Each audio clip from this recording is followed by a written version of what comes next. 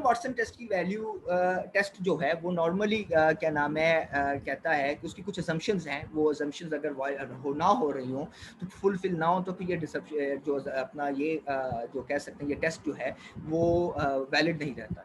उसमें जो एक सबसे बड़ी असम्पशन होती है वो ये असम्पशन है कि अगर आप डाटा सेट ले रहे हैं और डाटा सेट सपोज आपका एनुअली नहीं है, आपका डाटा सेट क्वार्टरली है, ठीक है, तो उस सूरत में आपका जो डर्बन वाटसन की टेस्ट के बेस के ऊपर आप क्या नाम है ऑटो कोरिलेशन मॉडल के अंदर है या नहीं है उसकी बात नहीं कर सकते।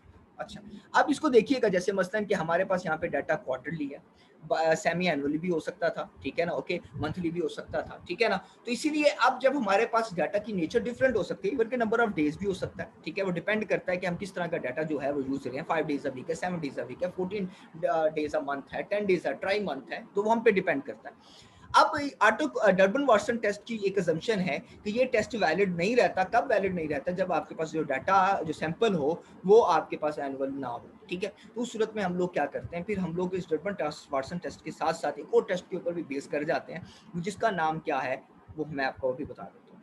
अब उस टेस्ट को लगाने का तरीकाकार क्या है? वो तरीकाकार मैंने हमेशा बोला था कि जितने भी टेस्ट आप लोगों ने एरर टर्म के बेस के ऊपर लगाने हैं, वो एरर टर्म की वैल्यू कहाँ से एस्टिमेट होगी? वो रिग्रेशन रन करने के बाद हमें एरर टर्म की वैल्यू एस्टिमेट होती है, फिर वो टेस्ट जो होता है वो हम अप्लाई कर सकते हैं। तो इसलिए अब रिग्रेशन इक्वेशन मेरे पास एस्टिमेटेड है, मैं व्यू में गया और जो मैं बात कर रहा हूँ वो एरर टर्म से रिलेटेड बात कर रहा हूँ कि ये एरर टर्म का इशू है कि एरर टर्म आपस में इनमें को रिलेटेड नहीं होने चाहिए, यानी covariance of u t with u s should be equal to 0 होना चाहिए।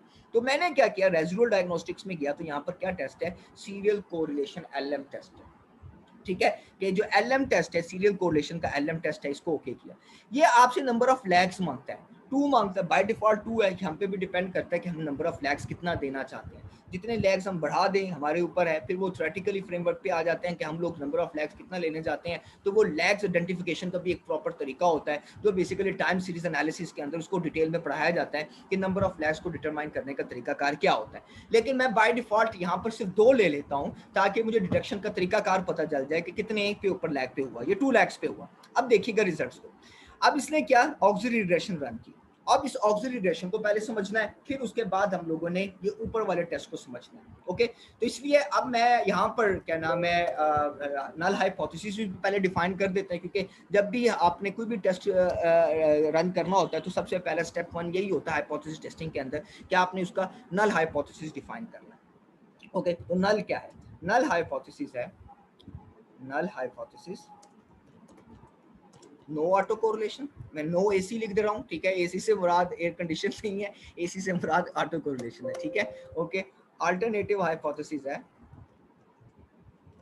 अल्टरनेटिव हाइपोथेसिस कि there is auto correlation, okay, कि there is a auto correlation के ऑटो कोरिलेशन है, ओके, ऊपर है कि ऑटो कोरिलेशन नहीं है, नीचे अल्टरनेटिव है ऑटो कोरिलेशन है, ओके। अच्छा,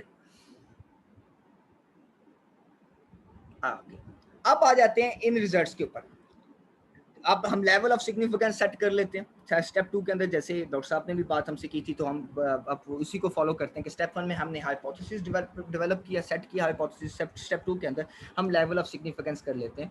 तो हम 10% भी कर सकते हैं, 5% भी कर सकते हैं, 1% भी कर सकते हैं, वो रिसर्चर के ऊपर डिपेंड करता है कि वो क्या लेवल ऑफ सिग्निफिकेंस हो, कितना कॉन्फिडेंस है कि अपने नल हाइपोथेसिस को वो रिजेक्ट करता है या एक्सेप्ट करता है, क्या ओके, वो किस लेवल ऑफ सिग्निफिकेंस पे जाना चाहता है। अच्छा जी, अब आ जाते हैं टेस्ट इक्वेशन के अंदर कि हम यहाँ पे डिपेंडेंट वेरिएबल को देख लेते हैं, ओके। अब पहले ऑक्सिलरी रिग्रेशन को देखनी है, क्योंकि ये वाले जो जेविस टेबल्स के रिजल्ट्स होते हैं ये हमेशा इन ऑक्सिलरी रिग्रेशन के टेबल्स के ऊपर बेसिकली जो मैं हाइपोथेसिस टेस्टिंग में हाइपोथेसिस डेवलप किया, लेवल ऑफ सिग्निफिकेंस स्कॉलर ने डिफाइन कर दिया, करने के बाद फिर हम ऑक्सिलरी रिग्रेशन में आ गए। ऑक्सिलरी रिग्रेशन की हम बात करते हैं कि ऑक्सिलरी रिग्रेशन के अंदर हम लोगों ने यहाँ पर इंडिपेंडेंट वेरिएबल्स ले लिए, फिर इंडिपेंडेंट वेरिएबल्स को हमने उनके, जैसे हमने कहा कि जब हम ये टेस्ट अप्लाई कर रहे थे वो नंबर ऑफ लैग्स जो खुद डिफाइन कर रहा था, वो लैग्स क्या थे? वो एरर टर्म्स के लैग्स थे, ठीक है। उसने एरर टर्म्स के लैग्स ले लिए, जो ऑक्सिलरी रिग्रेशन के अंदर एरर टर्म यहाँ पे डिपेंडेंट वेरिएबल है, उसने उसके लैग्स ले लिए। अच्छा जी, अब देखिएगा यहाँ पर वो क्या करता है, यहाँ पर वो इसकी एल एम स्टैट की वैल्यू को कैलकुलेट करता है, ओके। अब एल एम स्टैट की वैल्यू को आप कैलकुलेट करेंगे, वो कैसे होगा? नंबर ऑफ जो ऑब्जर्वेशंस हैं वो 38 है, इसको आर स्केयर के साथ मल्टीप्लाई किया, वो जो है 0.612, तो अपना 38 को 0.612 के साथ मल्टीप्लाई किया तो एल एम स्टैट की वैल्यू कितनी आती है? 23.2627, ओके, और यहाँ पे हमारे पास उसकी पी वैल्यू आ गई 0.0% है। अब यहाँ पर आपके पास एफ स्टैट की वैल्यू जो आ रही है वो 26 आ रही है। अगर आप यहाँ पर देखेंगे तो आप कहेंगे कि सर यहाँ पे तो एफ स्टैट की वैल्यू 13 आ रही है और यहाँ पर आपके 26 आ रही है।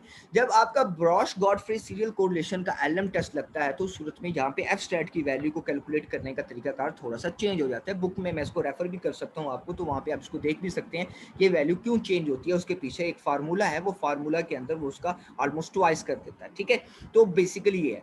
अगर आप अब बेस करें इसके ऊपर कि पी वैल्यू लें जो 0.0% है, इस 0% के ऊपर अगर आप देखें तो आपका क्या होता है, एच नॉट क्या हो गया, पी वैल्यू आपकी लेस देन 0% है तो एच नॉट रिजेक्ट हो गया और अल्टरनेटिव क्या हो गया, एक्सेप्ट हो गया। वो क्या कहता है कि there is a auto correlation in your model. Okay, यानी कि डर्बन वाटसन ने भी बता दिया हमें और साथ के साथ हमें Breusch Godfrey serial correlation LM test ने भी बता दिया कि आपके मॉडल के अंदर क्या है, आपके अंदर अपना ऑटो कोरिलेशन पाया जाता है। ओके, तो दोनों रिजल्ट्स जो हैं वो एक दूसरे के साथ वो मैच कर रहे हैं। लेकिन मैंने शायद पहले ही बताया कि हम सीरियल कोरिलेशन के लिए अगर हमारे पास एनुअल डाटा हो तो हम उस सूरत में क्या नाम है, डर्बन वाटसन टेस्ट की वैल्यू के ऊपर बेस कर लेते हैं। जब हमारे पास डाटा जो हो, जब हमारे पास जो डाटा हो वो अपना उसके ऊपर बेस ना करता हो, क्या नाम है, अल्लाह भला करे, ये एनुअल ना हो, क्वार्टरली हो, बाई एनुअली हो, ट्राई मंथली हो,